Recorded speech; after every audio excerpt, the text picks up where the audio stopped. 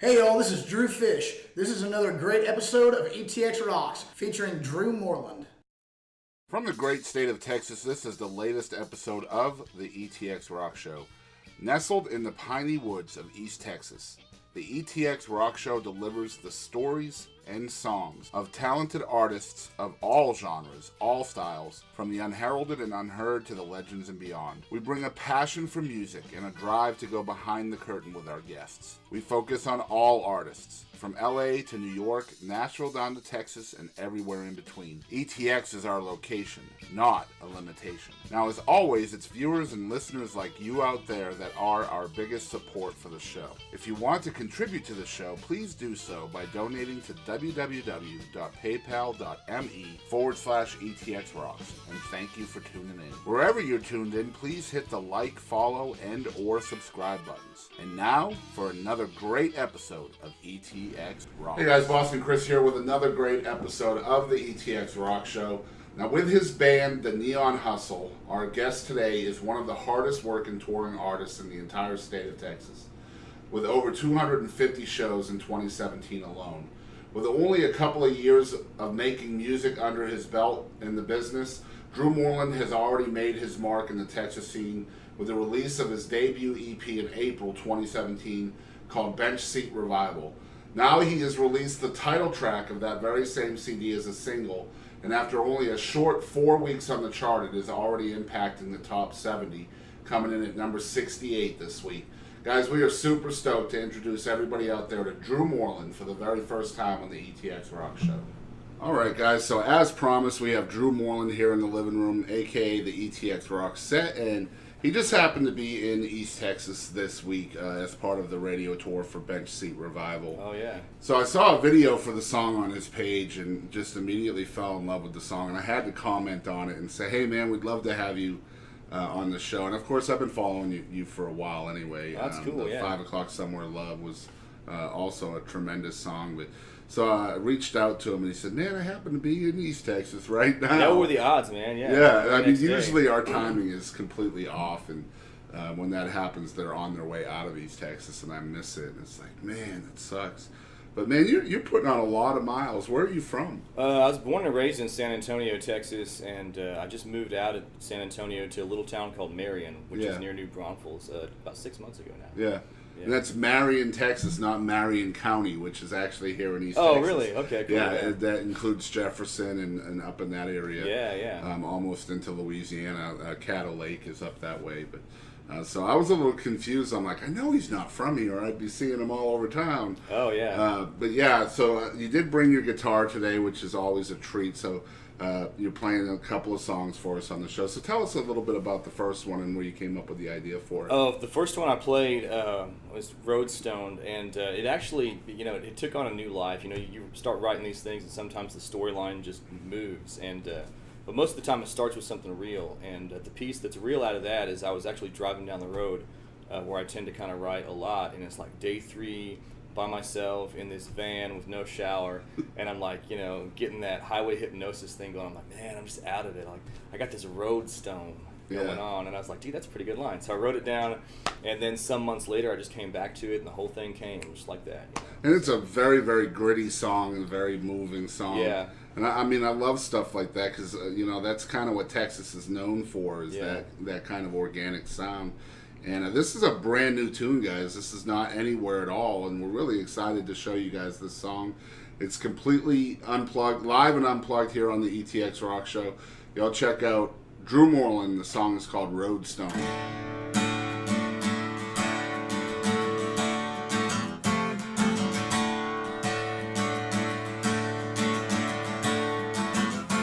been a long time coming, playing music for a living. I've met a lot of folks on the road. All the young ones wanna be legends, and the old ones wish they were young. Sometimes it's hard to tell the folks to trust them, those that shouldn't, when you find your only friends are on the take. It's easy to convince yourself that drinking ain't a problem till you wake up in the morning with the shakes. Like drive on. Just do what they say, there ain't no going home.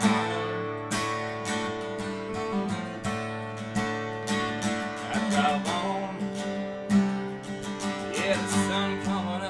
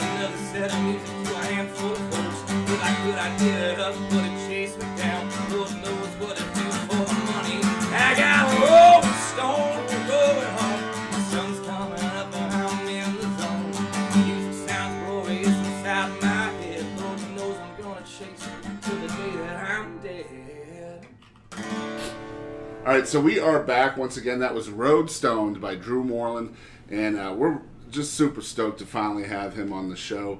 And one of the really cool songwriters in Texas, I think, as well, because you try to keep it rootsy and you try to keep it within the countryside For sure, of the genre. We get a little bit rock and roll in there every now and then. That's that grit, and it's a blend of a lot of my influences. Growing up, I spent a lot of time in church, and so there's some gospel influence in the style, but some more in the words a lot of times. Right. But yeah, just real country. And I love the lyrics that you write too, because a lot of them are so true and relevant to people that just regular, everyday, blue collar worker kind of people, which is what Texas is really built of, I think, in a lot of ways. So to hear music like that emanating from Texas, and honestly, you're not the only one putting that out, but it's great to hear that because of what's going on in mainstream radio today. Well, it's great to be part of like a movement of people that are really doing that. I mean, even there's a guy, John Moreland, kind of does the same thing. He's writing about real stuff, and it's like there's an uprising going on right now. People just wanting to sing something that means something, and I'm glad to be a part of that. Isn't it cool to have the freedom to be able to do that within the Texas scene? Absolutely. I get asked all the time, where do you see yourself in 5 years? And honestly, the stuff I've already done, I never would have thought I would do. I'd be happy like just doing this for the rest of my life. But just playing in Texas, Louisiana, Oklahoma, this region is just fun by me. I got no ambition to be a Nashville star, Thank God. Yeah. But and I mean, you've opened for everybody. You've played dang near everywhere. Yeah. And I mean, like I said in the open, 250 shows last year. Yeah, between solo shows and full band shows and just here and there, song swaps and this and that. It was it was a busy year. Where do you find the motivation to just keep going? I love music. I really have always loved music, and I've done a lot of things over the years, kind of just running from giving this a try. Because I know how hard it is to make a living playing music.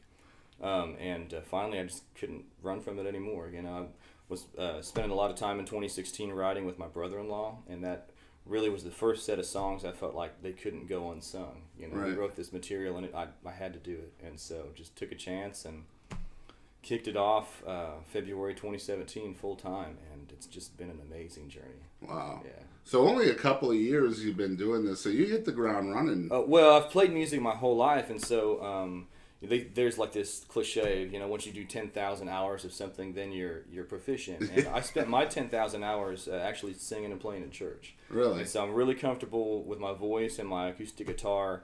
And so that just translated right over to doing this, Yeah. There's some different nuance to it. I'm singing in bars and drinking and that kind of stuff, and it's actually sponsored by a beer company. Sponsored by Ranger Creek Brewing and Distilling plug.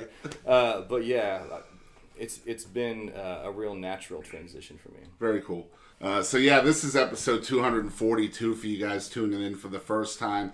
We've been doing this almost 2 years. In June will be 2 years, and it's cool to have Drew here finally. Again, being in the San Antonio area, we don't really cross paths very often. But we've been friends for a minute on Facebook. I don't know if you knew that. Yeah. It's a smaller community of the Texas music scene, and so I'm surprised often to find out who I'm friends with on Facebook because I follow their music and stuff, and then I run into them in person, and it's just it's really cool. Isn't it weird? Yeah. Yeah, and it's like you almost know them just from following them on Facebook. Yeah. And knowing what they're passionate about and stuff like that. Yeah. And I know the big news for you in 2018 is the debut album. Oh, man, I'm so stoked about that. We're going to release it August 1 is the target date, and just a pile of new songs. There's some, I think, we'll put all our current singles on there because a lot of those got re-recorded since the EP for radio release. Right. But a pile of good material. Yeah, and I mean, if it's anything like what you've already released, I mean, we can't wait. And again, the brand new single is called Bench Seat Revival, which you won't actually be playing on this show.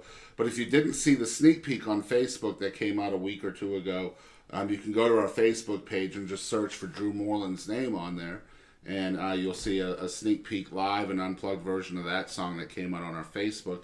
Now, this song has only been out about 4 weeks, and it's already 68. Yeah, it's done unbelievably well. Just jumped right up. I spent a lot of time early in the year visiting radio stations and plugging it. We were playing shows in West Texas anyway. Yeah. And so I went ahead and just visited all the stations. And, that's the other thing I love about this segment of the industry. It's all built on relationship. And so when you get around and shake people's hand and say, this is my song, and give it to them in person, it goes a long, long way. Yeah, and I think that's a big thing too, and I think it's cool that a lot of the internet stations, now we're not technically an internet station, but we are a podcast, and we're passionate about the music, especially new music, and I like to think we have an effect on that market as well. But it's nice to see, not just terrestrial radio here in Texas, but also internet radio, syndicated radio, even podcasts, all kind of pulling the same way, trying to get the music heard. It's really nice, I think, anyway. It's cool. That's like freedom that a lot of the terrestrial stations don't have. Yeah. Even though they're free to pick their own music, they still have certain bounds because of sponsors and regulations and this and that, and the internet stations can play whatever they want. Yeah. So, So, I mean, do you think they have a pretty good impact on getting your music heard? Oh, absolutely. Like, just because of that freedom that they possess? I'm always blown away when I show up to shows still, and people know who I am already, and say, play this song, is my favorite one. It's humbling. It really is. I mean, over the year and a half that we've done this, I mean, your name's been mentioned several times on the show, so it's always like, as someone that's inspired other artists, believe it or not. So it's like, every time I hear your name, I'm like, man, someday we're going to get him on the show. That's cool. And I mean, like I said in the open, I really dig your songwriting because it resonates with fans and listeners, and just because of the honesty there. Sure. And I think I said off camera that it's very swampy. Yeah. And, I say that sometimes on the air and people can be a little put off by that word, but I think that's a compliment. I think so too, man. I like that swampy, gritty. And it's like that mixture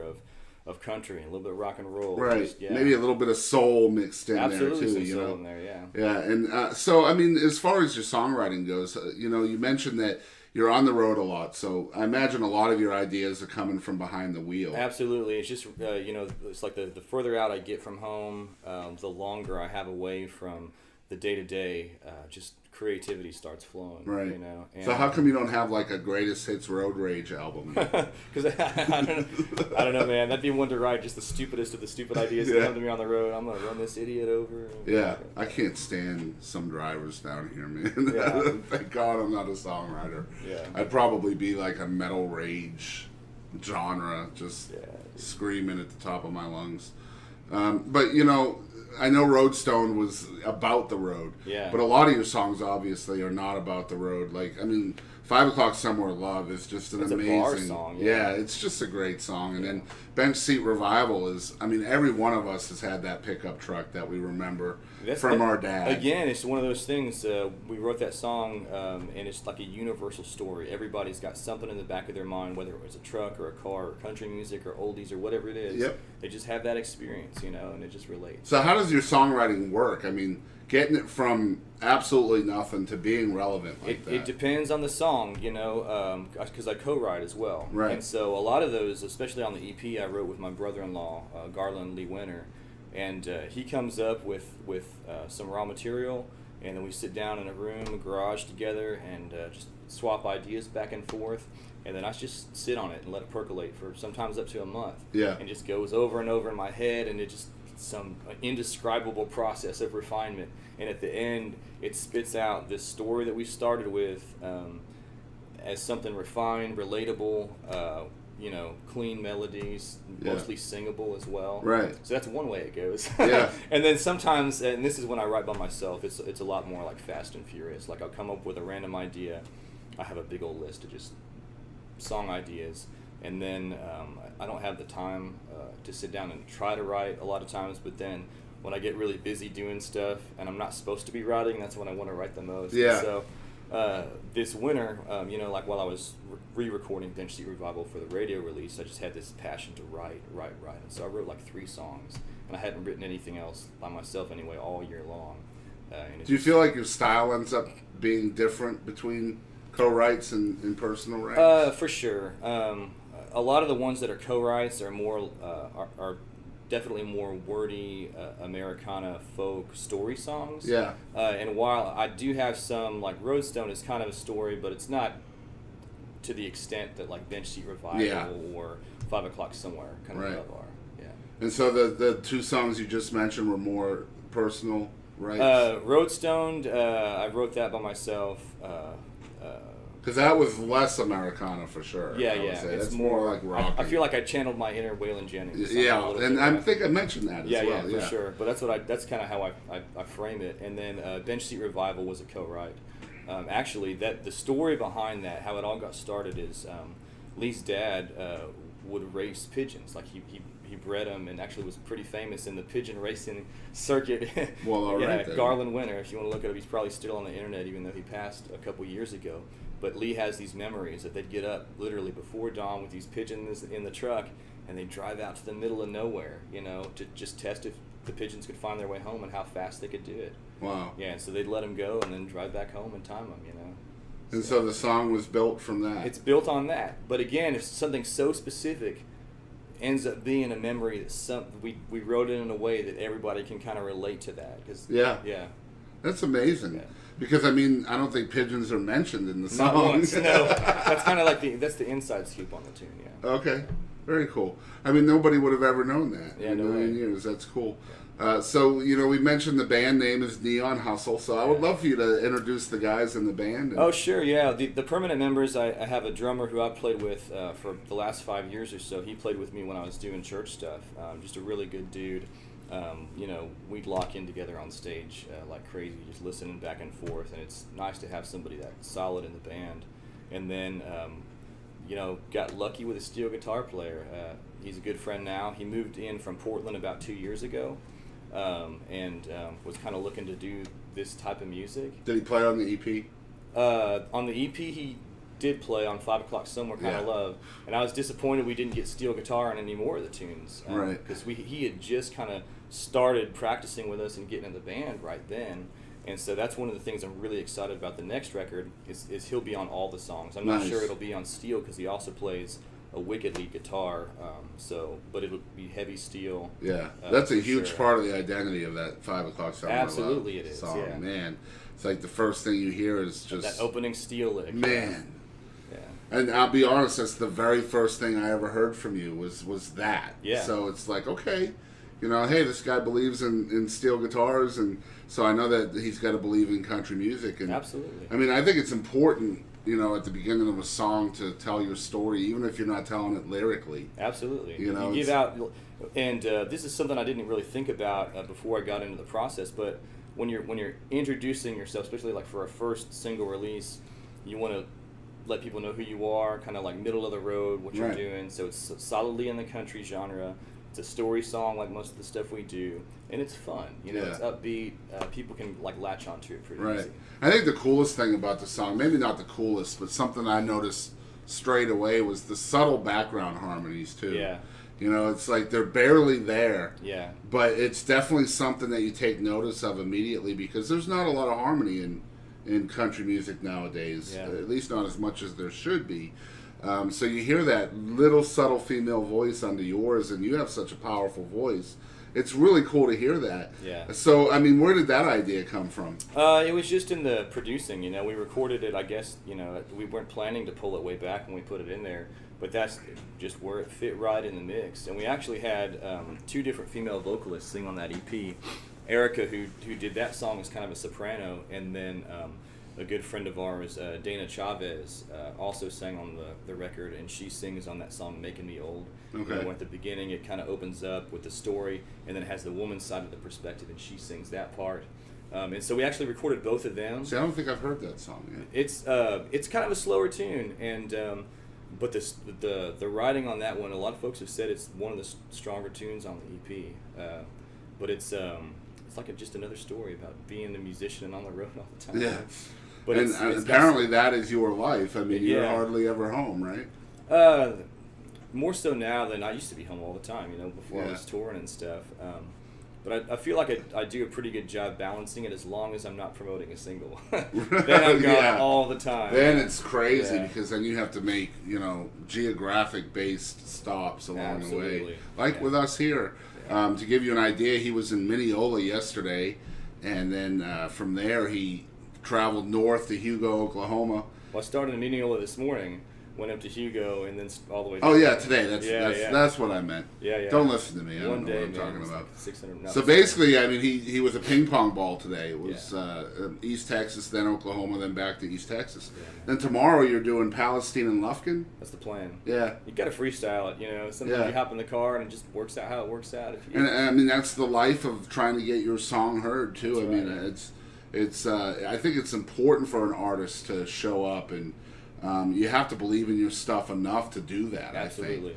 Absolutely. Otherwise, I mean, you're just. I think you're pigeonholing your fan base if you don't do that. Sure, You yeah. know? And I have friends who can't, you know, leave their region, and so Yeah. they have a good fan base there, but it kind of does pigeonhole you, like keeps you in a specific area. Right. And there's other folks, you know, you hire a radio promoter to promote for you, but there's nothing like you going out and handing somebody your music and saying, "This is my song." It's You cool to having know that that's conversation still a with them. thing, too, It is, you know? yeah, absolutely. Yeah.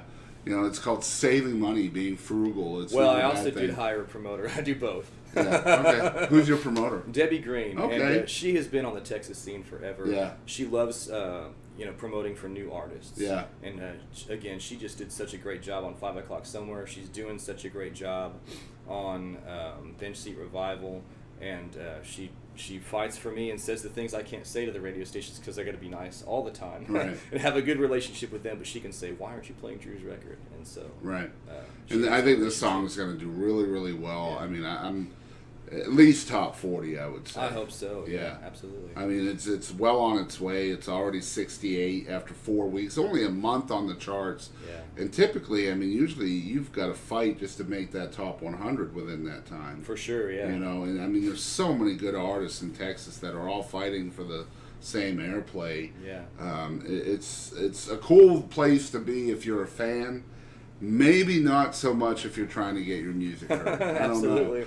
know. But I mean, there's dozens and dozens of legends here in Texas that are usually lingering at the top of that chart. Absolutely. You know? That's one of the things as you look at the chart, it's hard not to compare yourself to Yeah, other people up how there. could you not? But at least I feel good that the people doing better than me are like the Wade Bowens, the Yeah. Terrified Troubadours, Yeah, you know. Jason Boland. Yeah, those guys. Yeah, all those They're all the doing better legends I was just just for the talking about, record. Cody and Aaron, and man, like I said, it's a cool place to live if you're a fan of music, especially independent music, because I think that's what Texas is known for, and it's spreading nationwide and even worldwide It really now. is, yeah. It's really nice to see, and it's got to be exciting for an independent artist like you as well, right? It is, man, and I have a huge passion about guys who are writing their own music and playing their own music. Yeah. And I'm actually planning right now. It's in the preliminary stages, so hopefully we execute. But we're going to do the Texas Independent Music Festival on Texas Independence Day next year. Ooh. Yeah, it's going to be awesome. It's going to be killer. And make sure you get some females out there. That's what our hope is. Yeah. If we could do half and half, we're you know, looking for every female artist that we can find in Cool. the area. If you have any, just send them on, man. Oh yeah, It's- I could give you dozens of. that would be awesome. Yeah. But it's me and David Lee are kind of working on planning Okay, right now. all right. And it should be awesome. Should be Yeah, I wish a city somewhere here in Texas would give me the funding to just do an all-female Texas country festival. You probably get a grant for something like that. Imagine what That'd we be could awesome, do with man. something like That'd that, be really man. awesome. There's nothing like that. Yeah. Like they're trying one nationwide. I think they're doing like Seattle and Vegas and all the big arenas, but that's not a festival, you know? Yeah, and it's not independent music Right. actually either. Man, I'm just thinking like Bree Bagwell and Sarah Hobbs and Adrian Johnston, and I mean, there's dozens of them yeah. that hardly ever get to, headline a show. I mean, imagine if they could all just co-headline a I'd festival. go to that. That'd be awesome. Man, so would I. Yeah.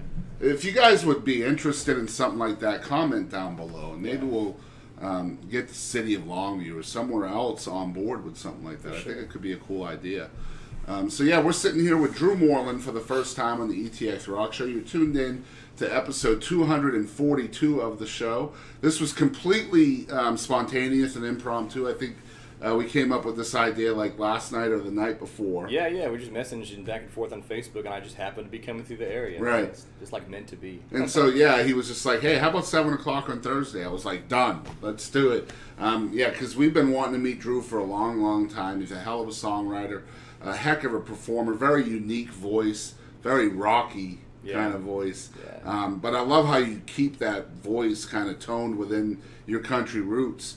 So tell me, growing up, how did you go from just somebody who really loved and was passionate about music to, hey, I wonder if I could make a living out of this? One of the things I've always wanted to do is be the lead singer for a band. But first of all, there's like several things that would have to happen for me to actually do that. You got to have material you can believe in. I've always been one of those guys who could kind of write, but never wrote anything I was super passionate about. And so I just didn't want to spend all the time and energy if I didn't believe in it. Was there some vulnerability concerns there Absolutely. as well? Yeah. I'm a people person, but I'm a huge introvert. Yeah. So there's a big barrier for me. How's that work for you on radio tour? On radio tour, it's not terrible because it's usually one-on-one or small groups of people. Right. But after about the third one, like I only have so much energy to you talk shut down. and like be engaged with people. And so after about the third or fourth one, it's a learned skill to just keep it turned on. But by the time I'm done, man, I am drained. Like, it's hard. Yeah, it's really hard. Yeah, because when I first started doing this, a lot of people out there may not know this, but I'm hugely introverted. Yeah. And like my name is Chris Barnes. That's who I am. And then I have this extrovert, larger-than-life character called Boston Chris. You turn it on, and you interact with people, yeah, and then you got to go recharge. Yeah, and it used to be we could do one of these interviews every week maybe, and I would be completely crashed afterwards. Yeah. And it's like, man, how would I do more than one of these a week? Sure. And so now we're doing like as many as 5 or 6 sometimes in a week. And it's hard. It's like exercise. Like once you've done it more, you get used to it. It gets easier, but it's still not natural for me. It's still something I have. It's a learned skill I have to do. Right. But that was a big side of it. Is just like I said, having material I could believe in, getting over the fact of performing for people, and then also I just knew that it's a hard life. And I went to college. I got a business degree instead of a music degree, knowing that music doesn't generally pay the bills for anybody. Right. I've been in a lot of like rock bands playing electric. Yeah, you guitar got to hustle and stuff. to pay the bills in this business. Yeah. Yeah, and that's been my biggest asset. I think is getting into it later in the game. I'm 34. I don't have time to mess around. I don't have time to make mistakes, and so anybody who has advice for me, I listen to them, especially people who have been around, other musicians who have been successful. There's a lot of musicians who have advice, but the ones who are successful are the ones I really listen to. And then, my radio promoter, Debbie, has been really influential in how I approach, engaging the industry. Yeah. That's gone a long way, but man, I just don't have time to mess around. I got a family. If I'm going to do this, I got to hustle my ass off and pay the bills at it. So absolutely, but it's always good to hear that side of an artist's perspective for sure. Yeah, it's hard to be an introvert and turn everything up, to the nth degree, and trying to be not so much someone you're not, but just someone you're not used to being. Sure, it's like opening up. The way I try to think about it is, I used to think doing this would be fake, and so that's why I had some sort of aversion to it. Yeah, I was the same. Really, what it is it's cracking open what happens here between me and like you or me and 2 other people, and just sharing that with a bigger audience. Right. And it takes energy to do that, but it can be done, is what I've discovered. And a lot of times, if you're a performer, you can separate that, on stage, off stage. It's 2 different personas. Absolutely. Yeah. So it's cool to hear that a lot of songwriters are introverted people. And it's really difficult for them to put out their music and their soul, really. Because every song is a piece of somebody. So it's always cool to hear that story. And I thank you for risking that for us as listeners. One of the things, because it is a piece of you that you give out, it's helped a lot to have co-writers, and so it's a piece of me and somebody else. So it's a little less vulnerable to have a couple brothers, standing with me as I share. Absolutely. The world. So we're sitting here with Drew Moreland. This is episode 242. And guys, we're actually going to be right back with Drew. We're going to play a little bit of a game with Drew, so y'all don't go anywhere. And we're going to have some laughs. Hey guys, this is Jeremy Tipton from the Tiptons, and you're tuning into the ETX ROCKS Show. Okay, so we are back with Drew Moreland, first time on the ETX ROCKS Show. I definitely want to thank you for visiting with us and taking some time out today. Man, I'm so glad it worked out. Yeah, me too. And so we're going to have some fun with Drew. Now, typically we play a game on the show called What the Heck, and we've been playing that for, at least a year. But before that game, we had one called Rapid Fire. And this is really, really fun. It's basically a lot of questions that are kind of in a would you rather situation. Oh, that's cool. Yeah. Some of them might not be would you rather. All right. But, most of them will be. And you'll have 90 seconds to answer these questions, and we'll give you a fake punishment if you don't do it. And so I think your punishment is, if you don't answer these in 90 seconds, the closer you get to 90 seconds, the more your music is going to sound like pop music. Oh. So we're going to have to make sure we get in under the gun here. So we're only going to ask you 10 of these, and you get 9 seconds per question, basically. All right. So you ready for this? Hit me. All right, so this is Rapid Fire with Drew Moreland. Now, I promised would you rather situations, and the first one's not. Who is your favorite independent artist?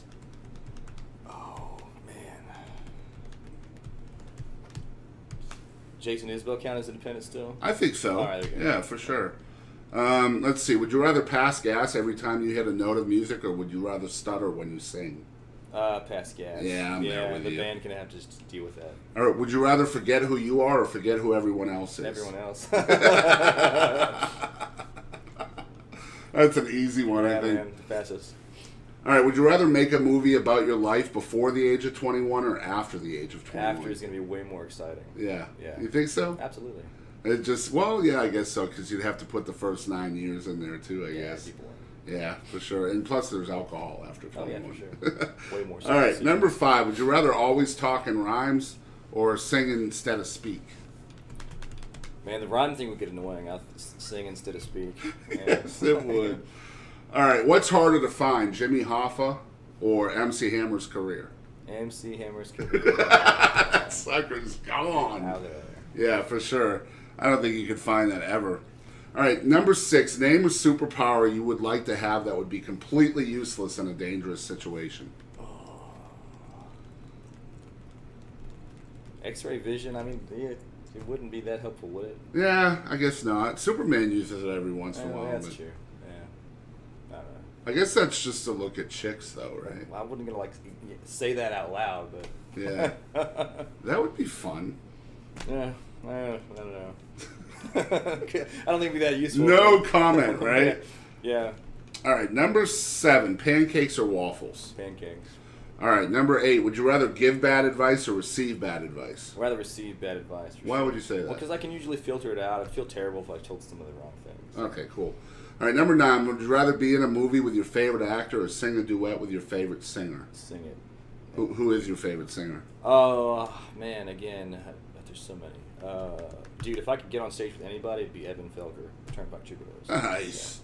All right, number 10, last one. Would you rather sell 1 million records or sell 1 million concert tickets at your shows? Concert tickets. I would agree A with lot that. more money in it. Yeah, plus you can sell merch on top of it. Absolutely, yeah. Very cool. So that was Rapid Fire with Drew Moreland. Super simple. I don't know if he made it or not. We'll find out in the second song. Oh, I hope I don't get that curse. Yeah, we'll find out in the second pop song. And music. if it sounds poppy, then you know that it was Okay. longer than 90 seconds. And so speaking of the second song, that's called a perfect segue. Now, if you watched the last episode, you saw an imperfect segue. This one was a little better. So you're going to play another song. Tell us about this one. This one's called You Call It Texas and I Call It Home. And this one actually is a 3-way co-write. A friend of ours, Matthew Parker, who actually plays drums with Dave Finley in The Good Deal, came up with this idea, you call it Texas and I call it home. And really, what I think he's good at is naming just these concise ideas that are already going on in the culture. And so I think what that names is, like, I feel like people have already been promoting this song with their shirts for like several years now, like the Texas Home shirt. He named that in a way that we could sing it in a song. And so we took that and just wrote this song together. You Call It Texas and I Call It Home. It's another story song. It's got some grit to it, a little rock and roll. And to it's relevant to every single person who lives in Texas. Absolutely. And if you don't live in Texas, you can hear this song and just input wherever you're from, and it's relevant to you as well. Well, the syllables might not feel like you call it Mississippi. Yeah, that won't work. Yeah. But you can just call it Missis instead of Mississippi, and you're there. That could work. You just need a 2-syllable state. Yes. That's all. Just change it up.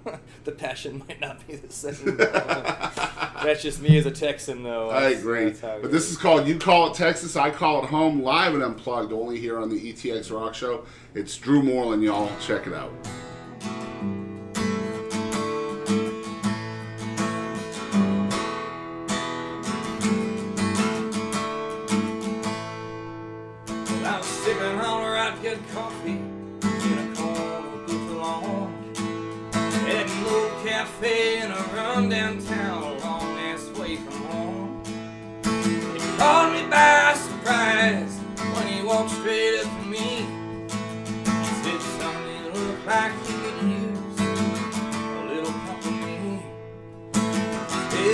nice handshake. He was a hard-working man. Oh, and in his eyes you could see the light that had some fun with him. He told me he was on a long haul going down through Arkansas. And when I asked where he was from, he said, in a low southern drawl we called Texas. Oh, but I call it home. It's where my heart remains, no matter where these bones may roam. And the day I die, I swear that's where they're gonna bury me. Beneath that lone star, yeah, in the shade of a live oak tree down in Texas.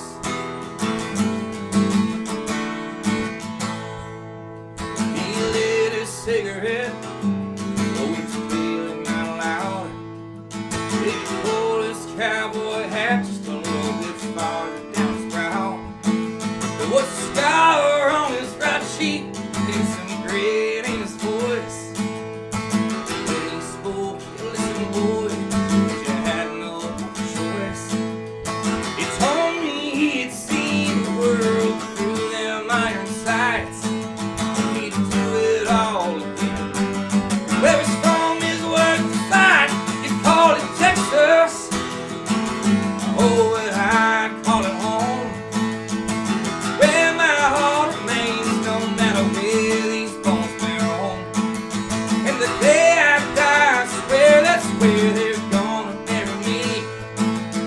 Beneath that lone star, yeah, in the shade of a live oak tree down in Texas. Down in Texas. Yeah, down in.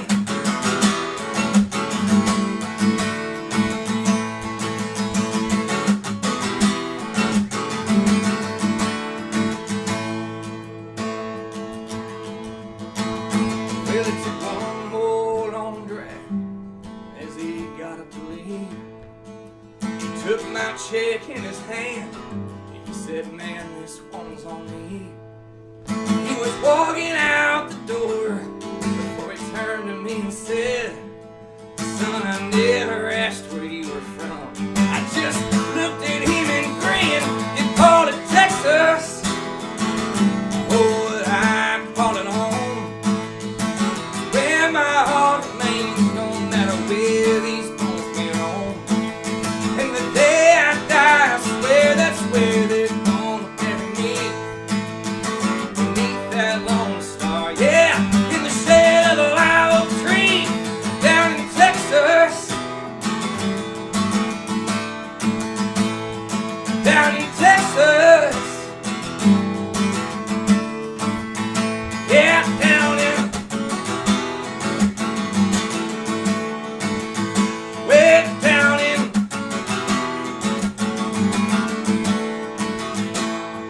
Down in Texas. All right, so we are back once again with Drew Moreland. This is episode 242. And now, if people out there are hearing about you for the first time, where can they follow along with you on social media The and best stuff? place to find me always is drewmoreland.com. It's got my shows on there. It's got videos, a lot of times of unreleased material.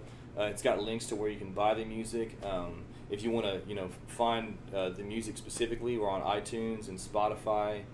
So follow us there. And It's got links to all your social media on there as it well? does, yeah. We're on Facebook, Instagram, and Twitter. Yeah, and I think it's at Drew Moreland at all three. There's like variations because there's another Drew Moreland who's a DJ. I saw that. Actually, and he does like EDM stuff. It's kind of weird. Yeah, my fiance played that in the car the other day. We were researching you when we found out about this, and it was like, ooh, ooh, I promise ooh. that's she was not like, me. Yeah. No, he's got ear pierced so and everything. funny. You can tell. You should have seen the look she gave me, though. Yeah. Like, we're just driving down the road, and she goes, have you lost your mind? Well, the funny thing is, for a while, Spotify didn't know we were different artists. Yeah. And so people would like look up Bench Street Revival and listen, and then it would go into that stuff, and they're like, what the crap is going on? So, yeah. Yeah, I said, trust me, babe, that's not him. Yes. Just keep looking. I'm glad you had faith in me. Yeah. No, I knew. I was like, no, there's no way this guy's anywhere near the pop genre. Yeah. I mean, at all. Yeah. Even if he didn't answer that 90 seconds earlier. Yeah. But it is drewmoreland.com. I'll spell that out for everybody. It's DrewMoreland.com.